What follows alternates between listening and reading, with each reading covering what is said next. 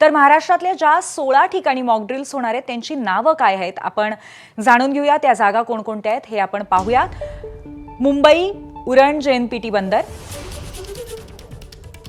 तारापूर आणि पुणे। मुंबई ही आर्थिक राजधानी आहे। पुणे, ठाणे, नाशिक हे महत्त्वाचे जिल्हे, मेट्रो सिटीज असं आपण म्हणूया। थळवाळशेत, रोहा, नागोठाणे, मनमाड आणि सिन्नर। पिंपरी चिंचवड, छत्रपती संभाजीनगर, भुसावळ, रायगड,